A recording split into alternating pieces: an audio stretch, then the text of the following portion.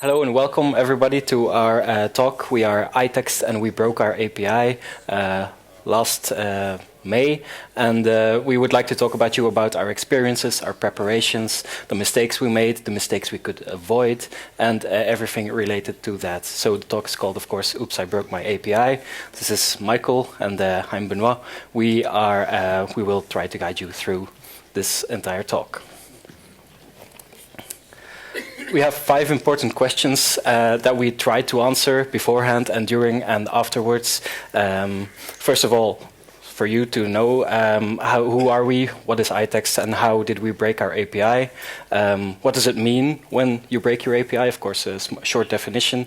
Then Michael will talk about why you should break your API or why you may want to break your API at any point. And I will then take over again to say how to break your API or how to break your API, or at least how to avoid breaking your API when possible. And if you have to do, then Michael will take over again to say when you want to break your API, how do you do it, and when you do it. So first, who are we? What is iText at least? iText is an open source library licensed under the AGPL for creating, processing, and manipulating PDF files in Java. We have broken our API on several occasions. So the initial release of iText was iText 0.30 in 2000. We broke our APIs on 2 further occasions. In 2009, we switched our licensing, our open source software license. We went from LGPL to AGPL, and in order to notify our users of that change, we broke our API deliberately. Then afterwards, we had an undeliberate broken release because we didn't check for it correctly whether we were breaking it. Then we did another API change in 2013 for 5.3 for digital signature functionality in our library. And now, recently, in May, as I said already, May 2016, we rewrote our library. We rewrote iText from scratch, and so we were not backwards compatible because there was a lot of cruft, let's say, in general, in our legacy code, which was very old. Some of the parts were very old, so we decided to throw away and just make a clean break. We're not the only ones who broke our API. So there you can see a number of other projects that did the same thing at some point or another, whether deliberate or undeliberate. So we're going to use those as some kind of guidance for us, or talk about what we learned from their breaks and the lessons we didn't learn as well. What exactly is breaking an API? It's tied very deeply into the concept of backwards compatibility, which is, of course, the ability to execute input designed for an older version of the same program. There are a few examples with which you're very familiar. Of course, the Java specification. Anything you wrote in Java 1.0 or 1.1 at any point should still run on any JVM. That's the basic concept. There's different kinds of compatibility, backwards compatibility or cross-compatibility as well. First one is binary compatibility for the compiled file to be able to run on multiple systems or multiple versions of the same system. There's also a source code compatibility for the one with which you're probably most familiar, where you may have to recompile your file or your input files, but you do not have to change your source code, just the compilation process has to happen again. And of course, a big one, which is maybe overlooked sometimes, behavior compatibility, that your behavior when processing the input file or documents, etc., is the same. Of course, the third one is covered by testing. Unit testing, component testing, integration testing, anything. The other ones need a bit more specialized approach. Yeah, so now we're going to look into why you should break an API, what are reasons to do it, and why did we break our API. So first up, you have involuntary API breaks. Sometimes your API gets broken for you by third parties. A familiar case that iText was encountered a few years ago is Bouncy Castle. Bouncy Castle is an open source library that deals with encryption and hashing. And in a certain point in time, Android added Bouncy Castle to its system, and every Android system shipped with Bouncy Castle. But because of the way that Bouncy Castle is organized, structured, you can't have two versions of the same Bouncy Castle, of two different versions of Bouncy Castle on your class path. So that means that if you have an iText application running on Android, it breaks, but you don't know why. It took us some time to figure out what happened, and luckily, the guys at Bouncy Castle already solved this issue. They renamed their version. It's now Spongy Castle. It's functionally the same thing as Bouncy Castle. They just moved it to another namespace. I think it's org.com.madgag or something. But it works. iText on Android uses the APIs of Spongy Castle instead of Bouncy Castle, and it works. But this is an example of somebody else breaking your API for you, because it's also partially due to how Bouncy Castle is structured, of course.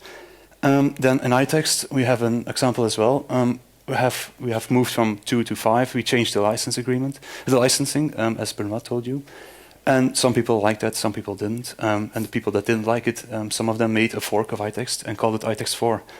That's okay, the licensing allows that. You can fork open source projects, of course. But what they did is they pushed this fork to Maven under our group ID, and this was not allowed by the Apache Maven guidelines. This is strictly disallowed. So it took some time for us to come across this issue until some customer of ours mentioned that iText 4 was giving him some issues, but we never had an iText 4 solution. So what we did is we took control of the group ID and we pushed everyone who was on iText 4 and Maven to iText 5. This breaks a lot of things because, as Benoit already mentioned, the API broke from 2 to 5 just because we changed the namespaces. A lot of people were angry with us because they automatically updated to the next version. But yeah, this isn't really our fault. We never really wanted to have an iText 4 on Maven. We just wanted to have iText 5. And so people are angry at us and not at the real culprits. So this is another example of somebody else breaking your API for you. But in our case, we had to deal with the mess they made. So what can you do? You avoid breaking the API when possible. Yeah, that's very simply put, of course. But how do you do it? You use internal re-implementations. You try to fix your problems, your bugs, or re-implementation of something, and you use an internal re-implementation. Do not change API that is exposed to the public. Yeah, that's an obvious one. You just add a second method with the same functionality, and you deprecate the older one. But sometimes functionality is exposed without you actually knowing it, or it's an oversight. iText is an architecture that's been around for 16 years now. It's from 2000, and last year a user came up to me and said, I use tables, and I do this with table, and I get an error. And I told him, yeah, you're not supposed to do that, but it was a public method, so we weren't really able to change it without breaking our API. So what I did was I updated the documentation, I deprecated it, and I added a bug fix as well, because the customer still had to work with his solution, of course. So, but deprecating old methods and introducing new ones, that leads to redundancy. Another example of redundancy is in the PDF specification. I'm not going to bore you with details, but you have operations that you can do, and that's line operations, text operations. And one of the operations that you can call is a fill operation. And in PDF syntax, that's an F. An uppercase F was used in the earlier versions of the specification, and a lowercase in the later versions. The uppercase one has been deprecated since, but it's still, you can still use it. This is for historical reasons because of the backwards compatibility that PDF guarantees. But it should be no longer used, but it still is, and it still is functional. So redundancy is one of the answers that you can use. But it can get painful. XFA is the first example that I'm going to talk about. It's a form architecture in PDF. You can have two different kinds of forms in PDF. One is static, one is dynamic. And the dynamic one is the XFA one. It's based on XML. Very briefly, it's two XMLs that work together. It's one describing the template of the form. Just this is a field, this is a field text field. And then another XML that describes the data. And at runtime, a PDF viewer like Adobe Reader will merge those two together, and you can have a dynamic form that can grow or shrink depending on the content of your data XML. One of the main issues with XFA is that we, at least think, is that XFA is very convoluted. You can do one thing in many ways. For instance, adding a text field can be done in 9 different ways, for instance, and that's too much, too convoluted, too complex, in such a way that no vendor, not even us, implements the XFA spec completely. Not even Adobe does it completely.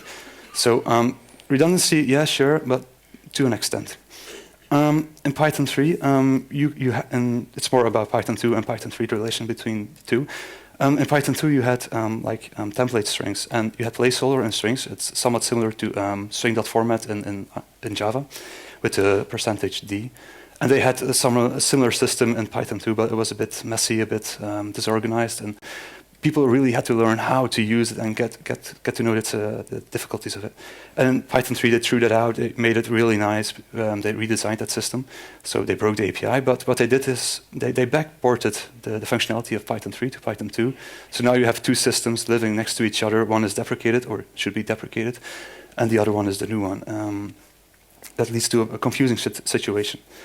In iText, we also had some redundancy. One of the most obvious examples is HTML worker.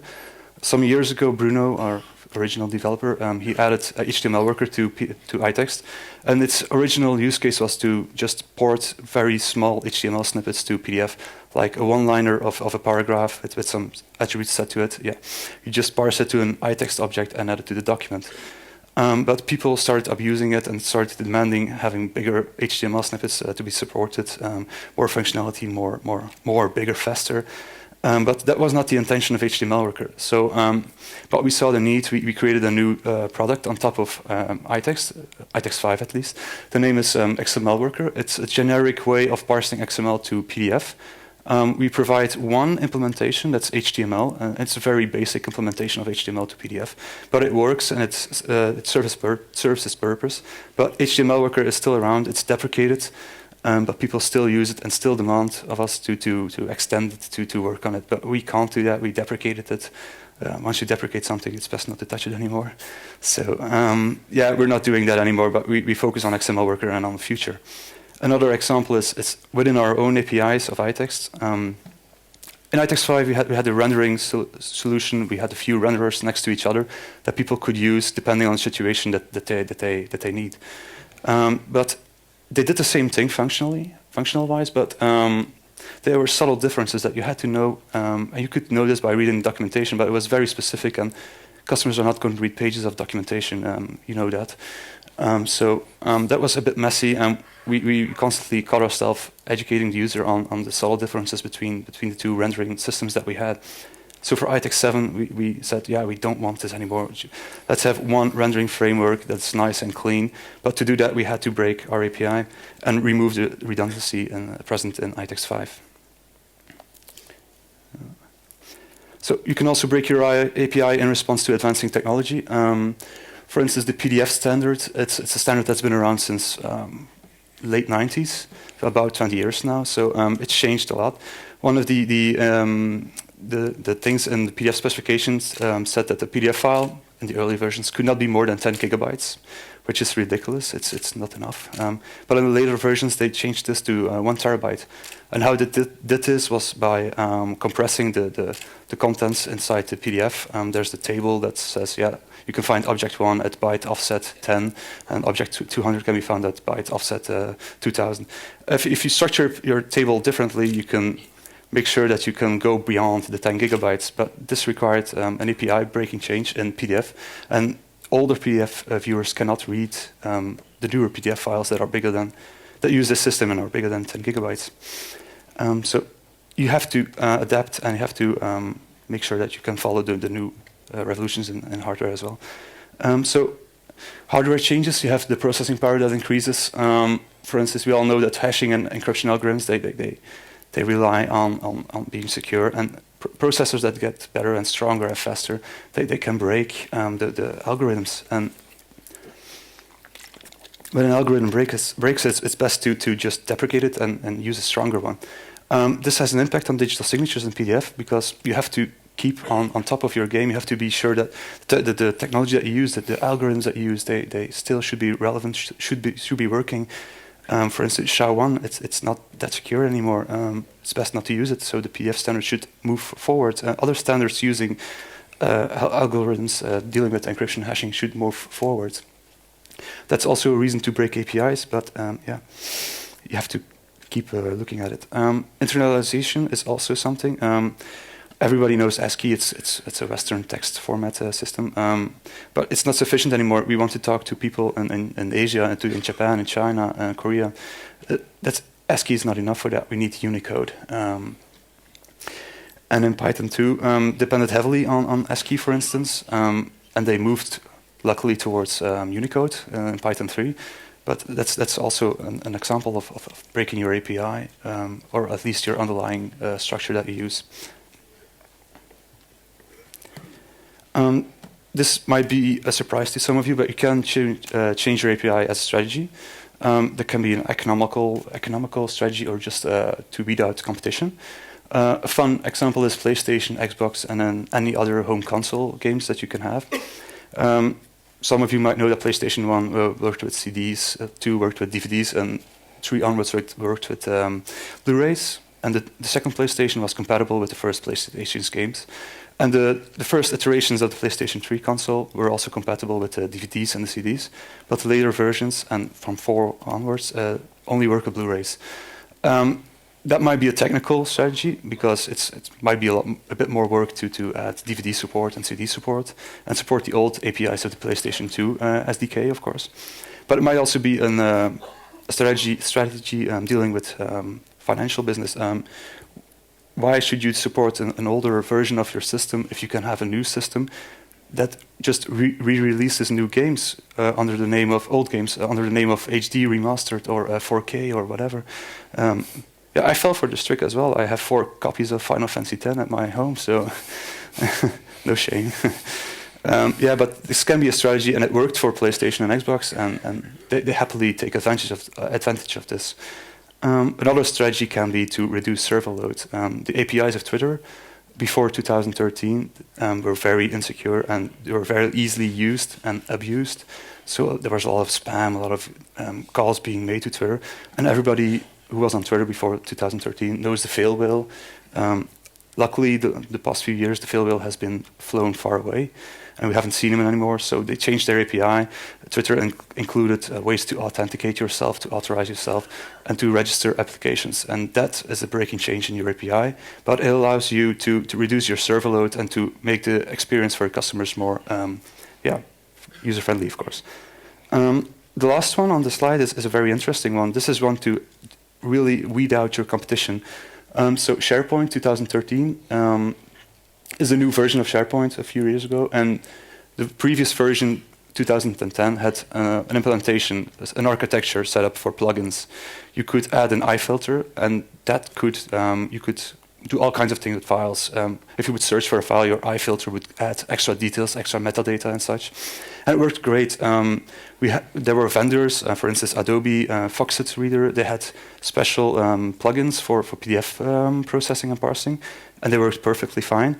But then in 2013, this functionality was removed for PDF. Microsoft added a native support for PDFs, and this function was just removed from 2013, effectively rendering the competition useless. This can be a strategy if you want to. Just weed out your competition by changing your API. Not sure how effective it will be, but yeah, you can go. And then why did we change the iText design? So this is from 5 to 7. So as mentioned, 5, it built upon iText 2. Nothing changed functionally wise, except for the namespaces. So the design, that means that the design was still the same as it was in 2000. Not to be disrespectful towards Bruno, but he's a self-taught developer. He says this constantly himself. And the design since 2010 has not been changed. And Bruno is a much better developer now than he was back then. So, but the design hasn't changed. Nobody ever added deprecate methods to the API.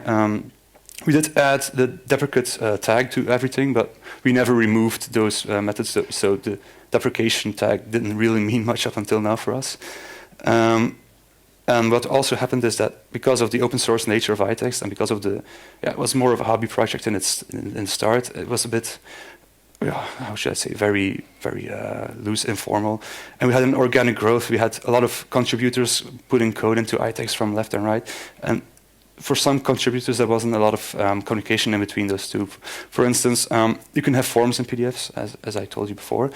But in iText 5, there is a bit of a convoluted system. We have two form models in iText 5, depending on where the form came from. If you create a new form, then you have one model. And if you read an existing PDF with a form fields inside, then you have another model. And those two work independently of each other in iText 5, and there is no way to combine these two. This is a bit ridiculous because a form model shouldn't really care where it came from. In iText 5, we threw that out, and we just have one form model that can be filled out, can be created from whether you create a PDF file, whether you read in a new PDF file. So that's redesigning your API to be a bit more clear, more user-friendly, because it doesn't make much sense to your customers to have a text field that they can't use when they read a file.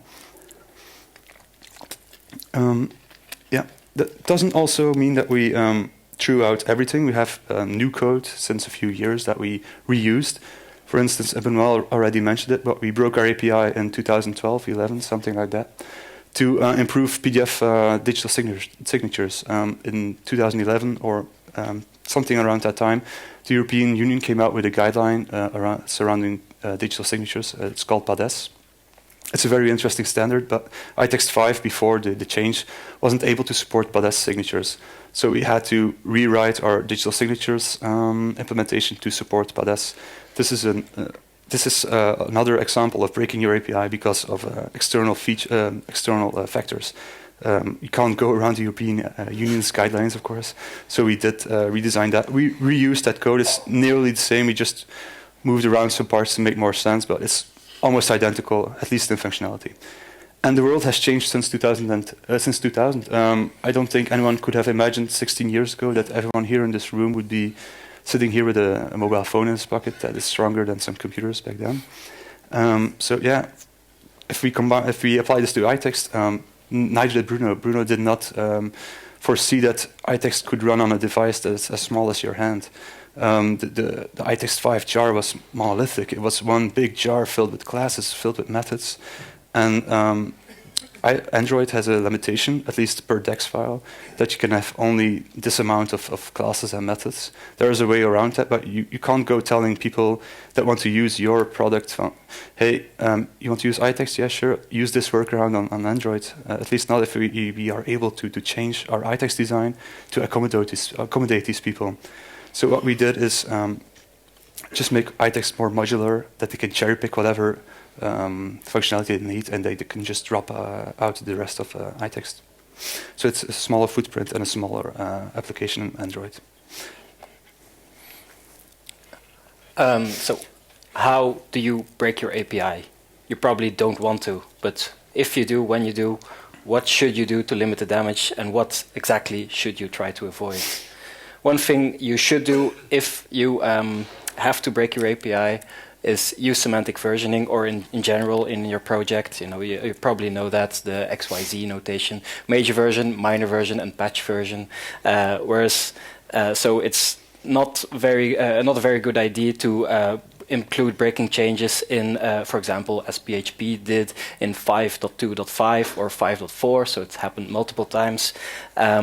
Or what's also not a very good idea, unfortunately, we like Bouncy Castle, but their release strategy was at this point not very good. They said in their change logs for the release for 1.46, they said, well, the next release is going to be 2.0, and that's why we're going to break our API. That's when we're going to break our API. It's going to be great. Everything's going to be fine.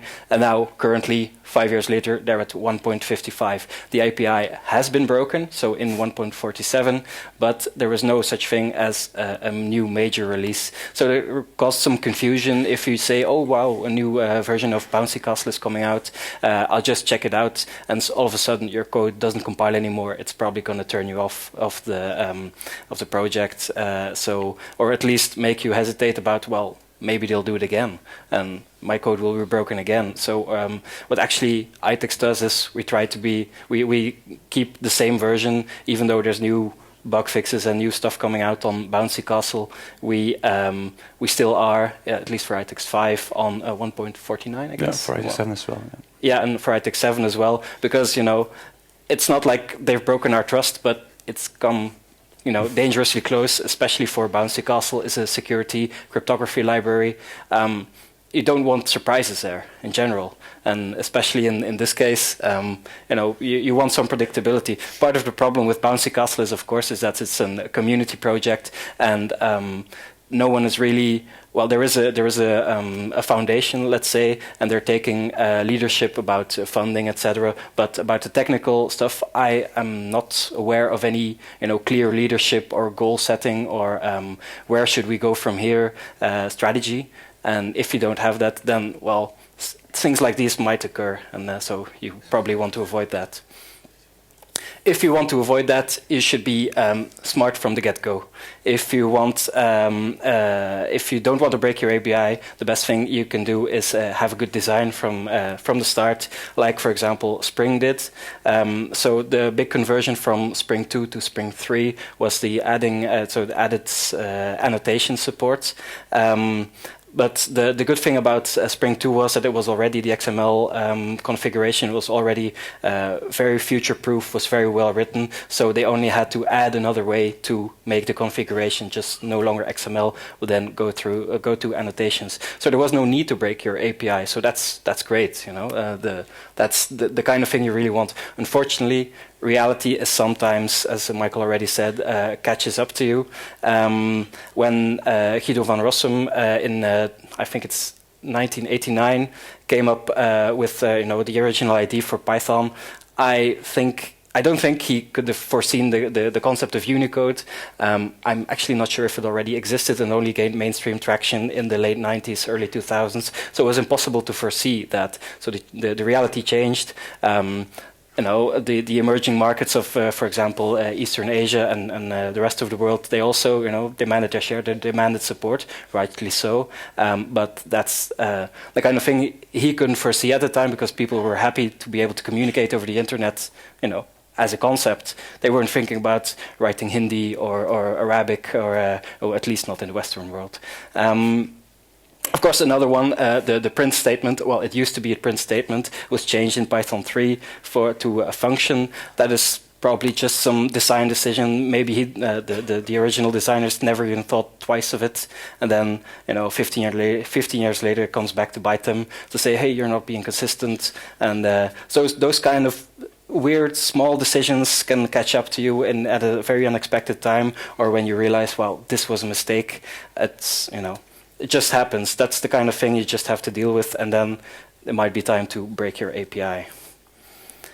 But when you want to avoid it, there's several ways. This is a Java audience, so I've only focused on Java tools. So you have Clear, which is a plugin for your continuous integration server, where you can just run an extra Maven plugin profile, and or maybe just include it in your quality control, like SonarQube, something like that. There's also, if you have if you already have a release ready, but you haven't output it yet, you can also just do a diff, let's say, an API diff between your two versions, and that can be done with JDiff. It's very handy. You can give out support, and then you realize that you may think you're a good programmer, but then those weird little things come up and say, well, this breaks your API. For example, adding constructors that, of course, more obvious stuff like removing classes, but also very small things like changing return types of methods that can break inheriting classes, etc. This can be the kind of thing you never think about unless it happens to you. So. In order to avoid having to do this all manually, the best thing is probably to use a tool that can think for you. Another thing to try to do is to avoid being a moving target. iText, both iText 5 and iText 7 rely for a certain specific functionality on Apache Commons imaging. So they haven't made a release yet. There's no release, so it's just a snapshot version you build from source, and then or you just include it in your code as an it's under the Apache license.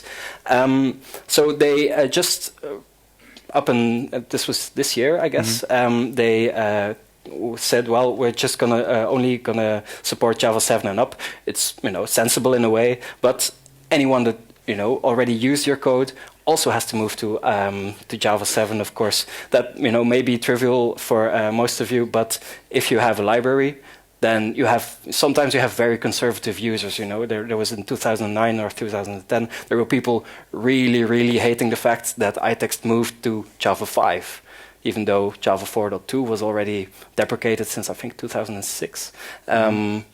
So yeah, you have conservative users. If you're in a library, you don't want to get in the way of your users. So please avoid doing this.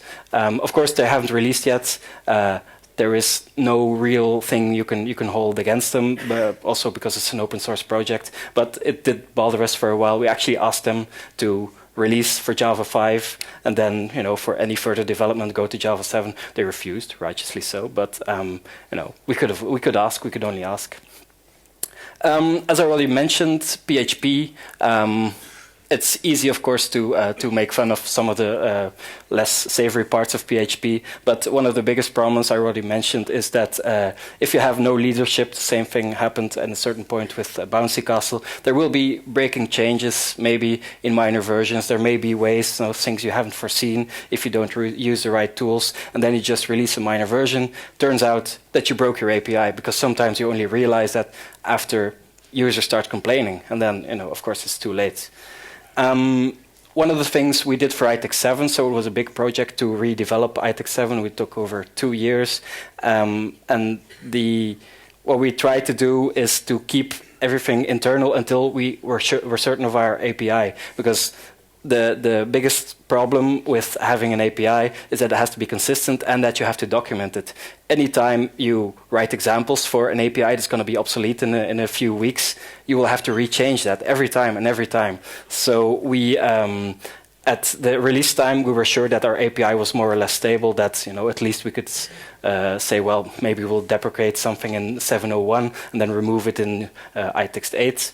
But we had the opportunity to keep it internal, because that's not always an option, because we're a company. We had some resources to be able to set available for iText 7, and the fact that we were able to do so also, I think, was a good idea, that we could say, well, this is not just a project, this is already a finished project. It's still, of course, in a beta phase in the beginning, but we have something that we can release. Right? We have something that you will be able to rely on. Once you write your Hello World application, it's not going to break in a few weeks when we actually release, right? So that's a big difference. And if you can do it, of course, that's not always possible.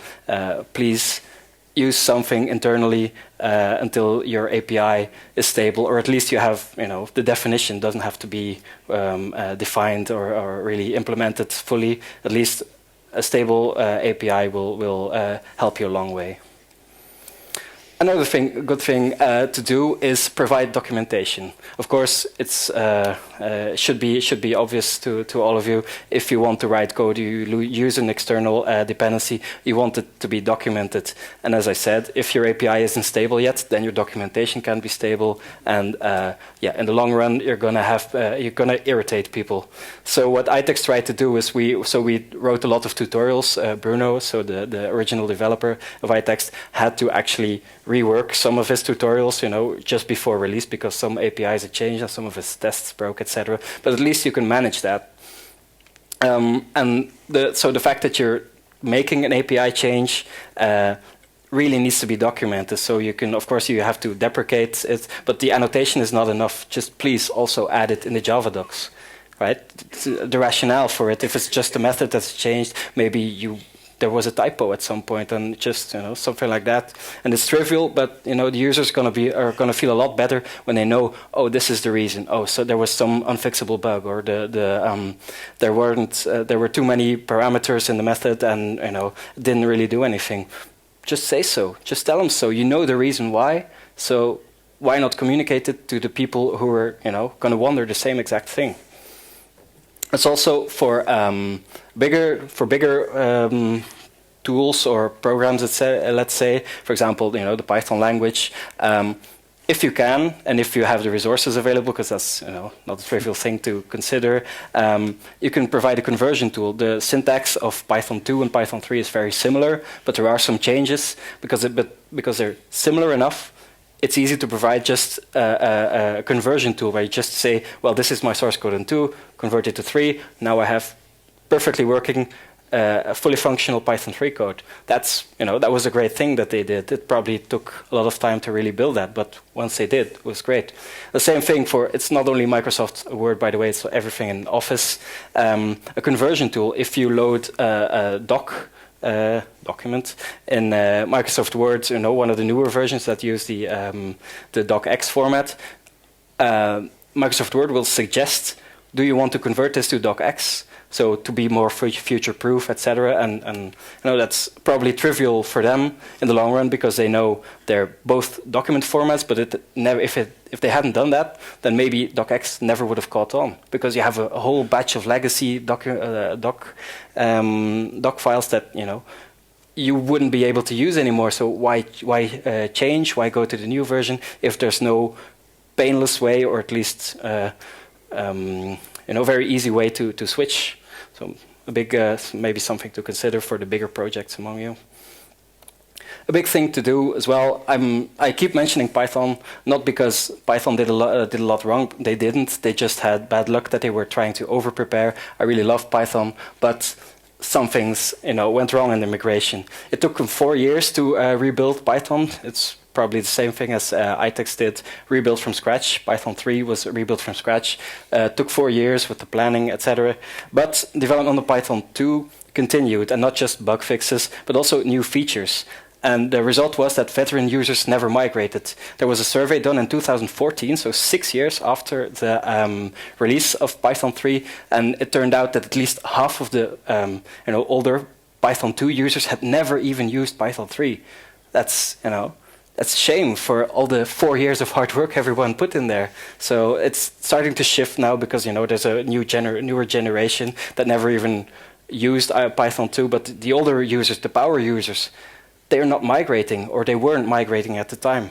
So if you can avoid this, then please do. Do not. You can't disallow people, especially for open source projects, from backporting. But if you can at least try to discourage it, not by being harsh or anything, by just saying, well, in this instance, Python 3 is going to be better. Please give it a chance instead of just backporting. If you can encourage people to have that kind of mentality, then you'll probably go a lot faster with your adoption rates. So this is a lesson we learned from studying Python, or the migration history of Python 2 to 3. So we took a decision to not implement any new functionality in iText 5. There's going to be maintenance, releases, bug fixes, etc. That's we have a commitment to our customers and our users in general. But no new functionality will be developed. Everything new will be in iText 7. And I'll have to talk again about Python. They procrastinated. They said in 2008, Python 2 is going to be end of life in 2012, I think it was. In 2010, they said it's going to be 2015. And then now the most recent announcement that I'm aware of was made in 2014, and it says the end of life date of Python 2 is 2020. So you never know, is this going to go on? Are people ever going to have an incentive to migrate? The power users, the veteran users that really power some of your projects. You really want them to move on at some point. You want them to write great code for your new project, not the one that's been out of date for the last 10 years. So if you can, please have a fixed end of life date, a fixed way of saying, try to get your users to migrate. Just this is. The problem with this is that at some point people might start resenting you and feeling that you're strong-arming them. But the best way to avoid that is have a better project. That's the best thing you can do. So let's talk about iText right now. No, we're trying to make iText 7, of course, a better project, but one of the biggest things we learned from this is that we need an end-of-life date. So, for example, for iText, the end-of-life date is now end of 2018 for iText 5. So, and we already have one for iText 7. If we develop a new one, then there will be fixed. Of course, if there's no new one, then we will be able to extend it without any penalty. But if at any point we start developing a new version, then we can say, well, iText 7 is going to be end of life in so many years. Please consider migrating. Okay, so now we discussed why, we discussed how you should break your API, but there's also the matter of when. When should you communicate your breaking changes? When should you talk about them? When is it acceptable to make a release? Because you're not going to push the first breaking change that you have into production. That's not something you do, not something you should do. So there's marketing. We have a saying in the office, it's the fault of marketing. It's just a funny thing that we say. Well, marketing is always eager to announce things, to have a big buzz around your product. So if you have a new version coming up, they want to release information as soon as possible to make sure that the adoption rate is very high in the beginning. A big example is the Universal Windows Platform, UWP. It's released in 2015, and the announcement was very marketing-like. There were a lot of talks about, yeah, you can do this with your apps, you can do that with your apps, you can make money if you do this and this and this, but they never told you how or why you should do it. For those who don't know, a Universal Windows Platform is a cross-platform Windows platform, so it's basically you can develop for your Windows Phone, for Xbox, for the desktop in the same platform. But they released this. They didn't release any technical information on how to do this. It's based on we know that it's based on a .NET Core, which is incompatible with the .NET framework that we all love and use sometimes. But it's not compatible with UWP. So there was a general porting guide, but they never really went into details. They said, yeah, you can do like this or you can do that, but never giving exact advice on how to actually migrate your application to UWP. And this leads to a very confusing situation for all vendors, for all integrators using .NET platform. We have a .NET port. It's called iText Sharp for iText 5 and iText for .NET for iText 7. And we got the question last year, is there UWP support for iText? And we looked it up, and there isn't, because there is an incompatibility between the APIs, but we don't know how to fix it. We have a list of things that we need to do to make it compatible with UWP, but we don't know how. So if there's anyone in the audience who can help us, come see us at the booth afterwards. But yeah, we don't know how, and that's a major issue with UWP, because the marketing went a bit overboard without technical with their marketing side of things, but not with the technical side of things, which is one of the more important things if you want to release a platform, of course. And then next to marketing, there's also the sales the sales point of view. Sales, in the case of iText, they wanted to sell iText 7 as soon as possible. A new version, yeah, new, better, bigger, faster, stronger, harder.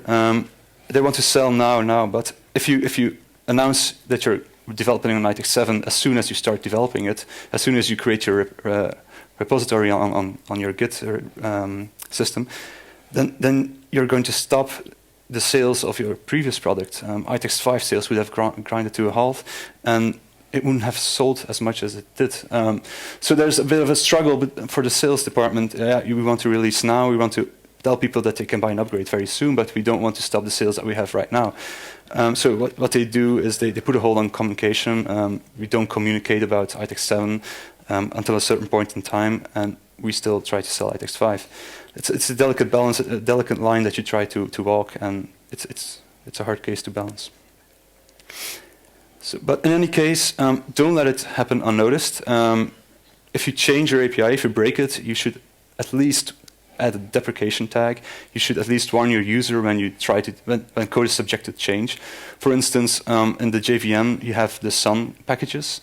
Those are an internal implementation that can change depending on the platform that you're running it on. An example is PKCS11. It's an implementation of digital signature standard, and that implementation in Sun is different on on platforms. It's included in the 32-bit version of Java 6, but it isn't included in the 64-bit Java implementation. But you know that you shouldn't use the Sun packages. You know that. They tell you, don't use this code. It's subject to change. It can change from platform to platform. So that's a good case. You should tell people those kind of things. And be aware of non-technical changes. What iText did for iText 2 to iText 5 was change its license. It doesn't really affect the API in such, but if you just don't change your, what we did, the namespaces, then users can just upgrade to iText 5, for instance, and then without noticing that the license changed from LGPL to AGPL. This is also a breaking change, but in the contract with the user, with the customer, they should be aware of these kind of changes. This should also be communicated towards your customer. So let's take all the lessons that we learned today and apply them to iText 7, iText 5. So we've got some new insights, we've got some lessons that we've learned, and we made the development future-proof. We took our insights that we had and we applied them to iText when we rewrote it into iText 7. So we made it modular. We took the functionality that we had, we put similar functionality together, made components out of them, separate jars that you can cherry-pick from. You make it extensible. The original design, it was extensible. It's been around for 16 years, and you don't stick around for that long if you cannot extend it. But at a certain point in time, we had reached the ceiling of iText 5. So we had to meet customer requests, for instance. We wanted a customer asked us, do you support Tamil? Do you support other Indian languages? And we told them, yeah, iText 5 doesn't support it. If we had to support it in iText 5, we would have spent so much time implementing it that we still wouldn't be ready. So what we did was we rewrote the font implementation entirely in such a way that it was very easy to extend our iText 7 implementation with new font systems. A few weeks before release, a customer came up to our sales guy and he said, yeah, I want to buy iText 7 already, but I want Tamil to be included. It's an Indian language. And we didn't have support for Tamil, did we? No, not at the time, no. So the sales guy came to us and he says, yeah, I sold a license for iText 7. Yeah, we were very happy because it wasn't even released yet.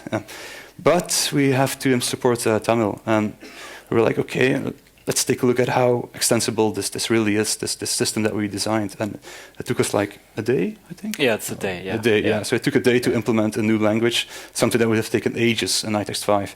So a new system can have lots of benefits. Breaking your API isn't always bad. You can have always new functionality that can be improved very fast. And you also want to remove the functional overlap. I mentioned the rendering systems that we had in iText 5.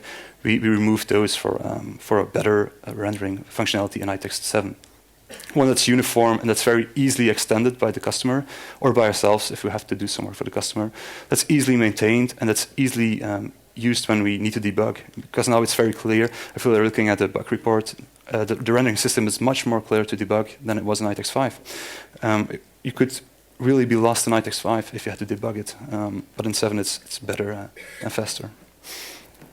So then the question that we had was, when do we release? Do we do a big bang release? Do we release everything at once, surprise every customer and blow them away?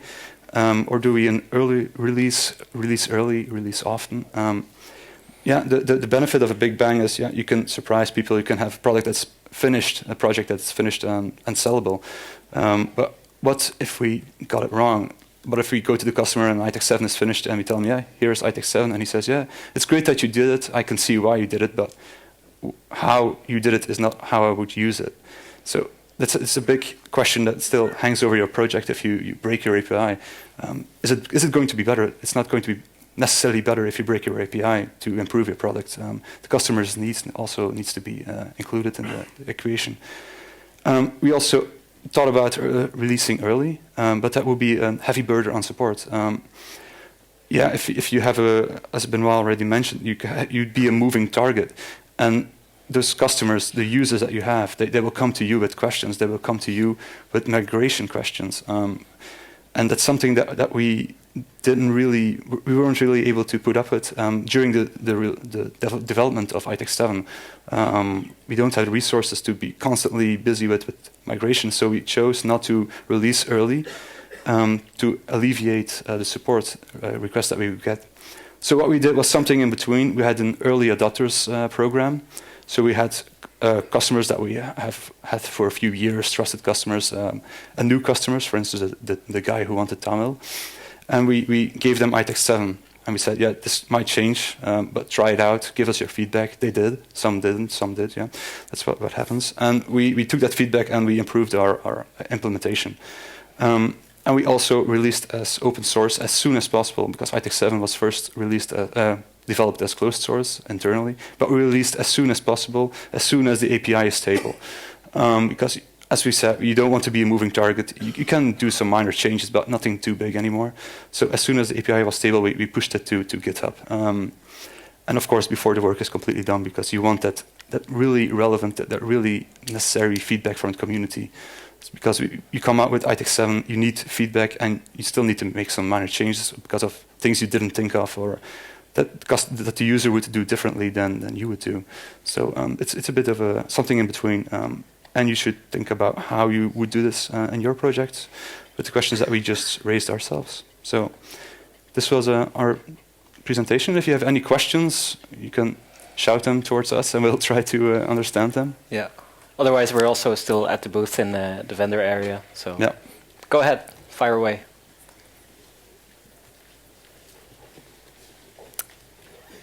No questions? No. Doesn't seem like it. Okay, great. Thank you. Thank you.